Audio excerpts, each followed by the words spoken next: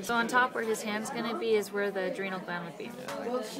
So you have the renal capsule, which is the top layer. Then you have the renal cortex, which is this layer right here. And then the medulla, which is this darkening area right here. So it's like a layer thing. It's the capsule, cortex, medulla. Then in between the medulla are columns, the renal columns.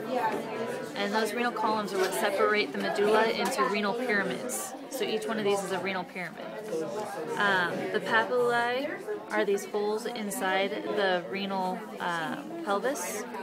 The minor and major calyx, this is the major calyx, the big one, and then when it branches off into the littler sections is the minor calyx.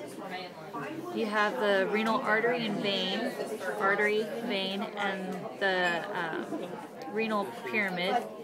The renal hilus is just where it all goes in, so it's the medial border of the kidney. And then you have the ureter, which is that. And all this up here is where the nephrons take place. Right here. So we go over to the nephrons. On the nephrons, you have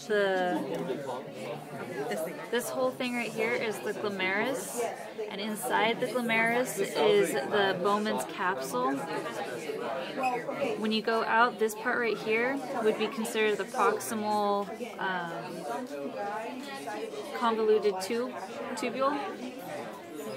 If you look over here on this thing, right here is where you have the proximal convoluted tubule, and then once it hits the medulla part of the kidney, it turns into the descending loop of Henle.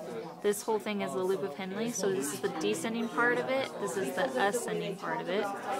Once you get past the medulla of the ascending side, it turns into the distal convoluted tubule, and then that turns into the collecting duct, which is this part that goes into the kidney itself.